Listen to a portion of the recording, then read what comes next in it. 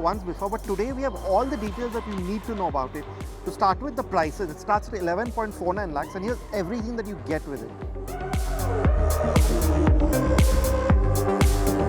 Now the Sierra is based on a new Argos architecture which will have all-wheel drive and hybrid options. So some amount of off-roading capability has actually been built into the Sierra. To start with, you have 405 mm of wading depth. The approach, breakover and departure angles are quite good. You have 205 mm of ground clearance. By the way, that's quite good for this segment. Even with these 19-inch wheels, it looks quite proportionate, as you've already known. And then coming to the wheelbase, it's 2730 mm. That's one of the longest in this segment.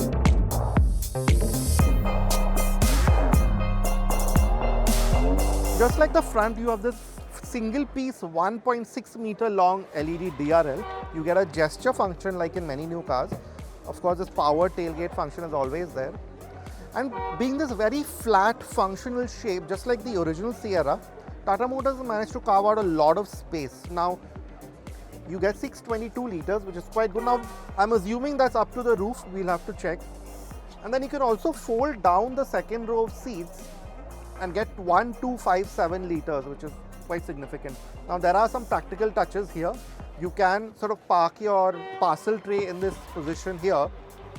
And you have some tow hooks, a 12-volt outlet, and this very neat feature which I think is very functional, where when you have the boot open, considering all the lighting is on the boot, passing cars will still see your car here.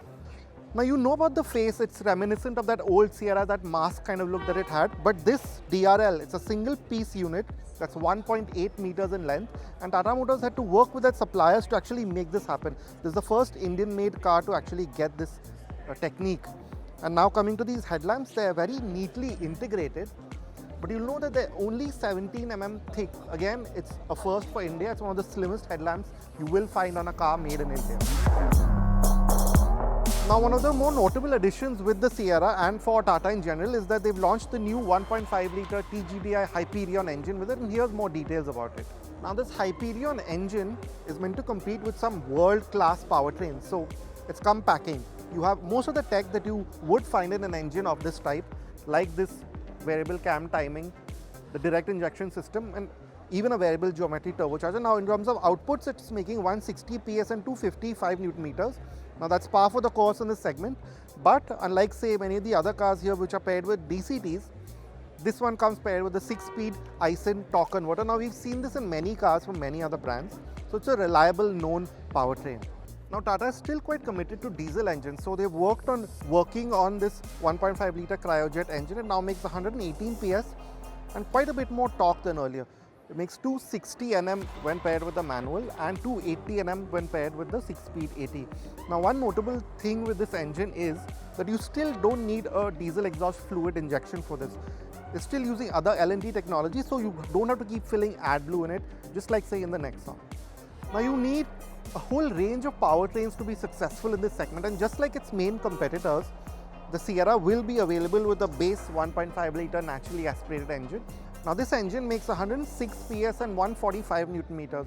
They're okay, they're not the most or the highest of this kind of engine, but you still get a manual, a 6-speed manual, and the 7-speed DCA that we've seen in the Curve and the Nexon with this engine option. Now, before I tell you more about the interior, one thing you should know is that the slightly higher starting price of the Sierra is because of how much tech and safety it's packing right from the base version. For example, electronic parking brakes are standard throughout the range. You have a telescopic steering which is standard even in the base variant.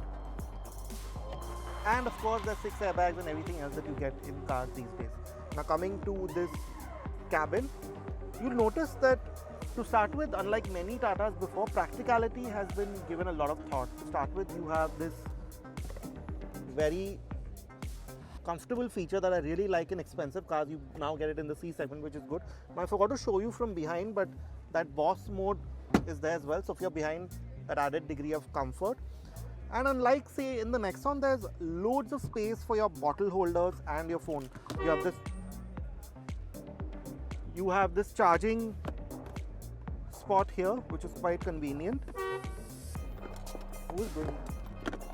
You have quite large cup holders and a lot of space for your knickknacks. For example, you can just park your phone anywhere here. There's also this decently sized glove box. Now this space here, it seems a bit bare. I personally feel there could have been a bit more buttons here, but what it actually is a soundbar for that 12 speaker JBL audio system. And then of course you have a lot of bits that are familiar, for example this steering wheel. And now coming to how it's made, now at first glance it looks well made, better than previous Tata cars, and a lot of the textures are really quite nice. This soft finish here has that cushion kind of ridged effect that I really like. This has a fabric kind of effect which is good. There's a decent degree of heft for the air vents, and a lot of the bits touch points feel good. There are some bits that I don't quite like. For example, this floating kind of console here for the mirrors, they're a bit too flimsy. As you can see, they move around a little bit, but a lot of the stalks and so on have also been changed. So in that sense, it's giving off a fairly premium vibe, and there's also a lot of mood lighting and themed bits that have been added to make this more of a nicer place to live in. Now of course we'll come to what is the biggest and most apparent change, these three screens here. Now this is a 10.25 inch screen, which now the UI and so on is very similar to other Tata cars, but it fixes one major problem that the earlier one had. It's not deep and sort of hidden down there, it's right in your face, which is good. It also seems to be of a much better resolution. You now have two 12.3 inch screens. This is familiar. It does everything that you expect from these new Tata cars. So you have your dual zone climate control and your EQI and so on, all your JBL sound modes. And then you come to this screen, which is the new edition. Now what it does is basically give the passenger his own private space. They can even connect their headphones here and listen or watch videos, do whatever they want to. All the arcade stove functions that were there, say in the EV cars, have now been brought here. So you can play games, listen to your music. A lot of the apps have been added here. So as you can see, there's also this relaxed mode, which sort of like a mood, ambient mode, which kind of is just to sort of make you relaxed and take away from the sensation of driving, I guess. Now you also get a head-up display. This particular car does not have it, but it's there. Now a few more of those practical features that you notice come here. Now this is not very well made, as you can see, it's sort of moving around, but it's there. And you also have a vanity kind of mirror and light, and it also extends.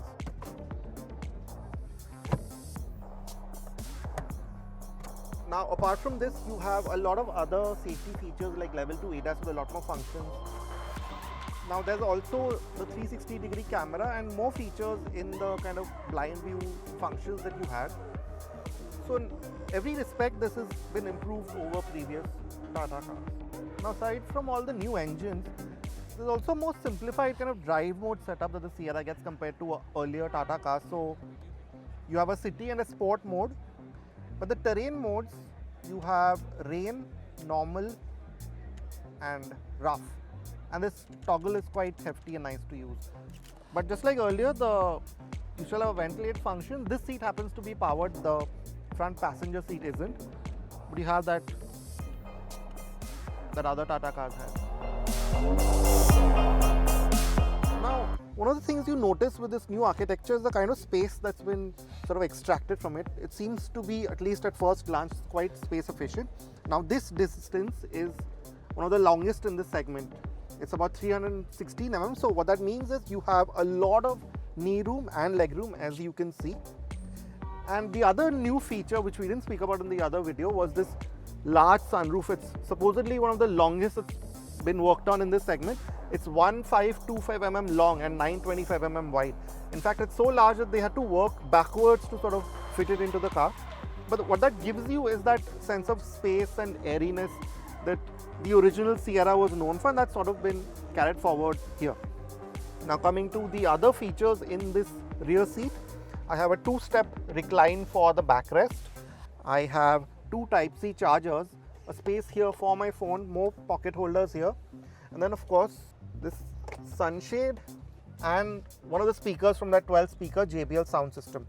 Now I can't slide the seat or anything like that, but I do get 3 headrests, and the seat cushioning is very comfortable. I have a good amount of back support, a lot of thigh support. And if I keep talking about the kind of fit and finish that I see here, now at first glance, I have a lot of nice materials. Some of the bits here are soft, a lot of it is also textured plastic, and there's some faux wood.